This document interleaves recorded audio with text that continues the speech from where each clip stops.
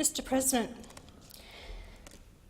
it is a very difficult time for me and the party, but even more so for Senator Culleton. He has been a man who has stood up to represent his electorate, the farming sector and many other issues. But with this motion that's on the floor now, and I must address it, I have always stood for honesty, integrity and what is the truth. And the people deserve no less, especially from this chamber. It goes to the very heart of our democracy. And we're now, with this at hand, it is a question over Mr. Culleton's, Senator Culleton's, eligibility to hold his seat in this place. I was of the opinion, when he was nominated for Pauline Hanson's One Nation as a Senate candidate, that he stated that he was eligible to stand. What's your take on this heated exchange? Who made the strongest point? Drop your thoughts in the comments and join the conversation below. Under the requirements of the Constitution, Section 44. I took that to be his oath, and it was signed and witnessed. His signature was witnessed by JP. My fellow colleagues and I support Mr. Culleton, Senator Culleton, but we have seen on too many occasions politicians in this place and the other place who have not been accountable to the Australian people, and I will not stand here and be of the same ilk. I believe that it should go to the High Court to make the ruling on this matter,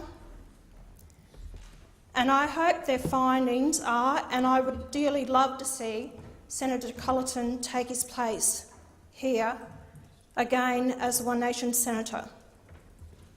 I believe that I have the support of my other senators, and I know that Senator Culleton will not be too happy with what I've just said, but I think that my integrity and my honesty, and I have fought for 18 years to be on the floor of this parliament as a representative of the people, and I cannot sit back and disregard what may have been a wrong judgment, but I will leave it up to the courts to make the final decision. Let's talk about why this moment is far bigger than just one senator under pressure, because what Pauline Hanson just did here tells you exactly where this is heading next. First, this isn't just a defense of Rod Culleton. It's actually a strategic distancing. Hanson starts by showing support, praising him for representing farmers and his electorate, but then immediately pivots to integrity, truth, and accountability. That shift matters, because when a political leader starts emphasizing principles over loyalty, it usually means one thing: they're preparing for a fallout. Second, the biggest red flag in this entire exchange is the admission around eligibility under Section 44. Hanson is essentially saying she trusted Culleton's declaration at the time, but now that it's being challenged, she's stepping back and handing it to the courts. That's not a defense. That's a legal shield. She's making it clear that if this collapses, the responsibility doesn't fall on her or the party. And that tells you this situation is more serious than it looks on the surface. Third, and this is where it gets critical, once something goes to the High Court, it's no longer political, it's constitutional. And those rulings don't just affect one person, they set precedent.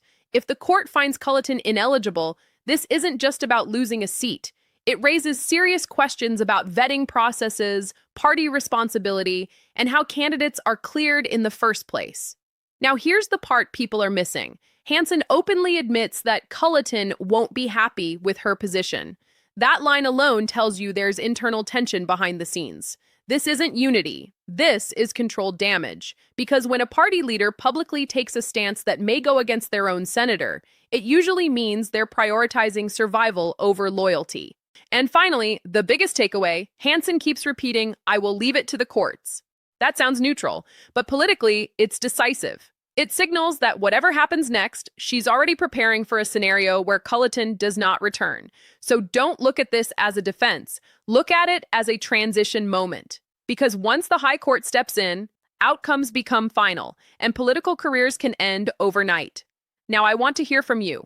One word to describe this situation: loyalty or damage control.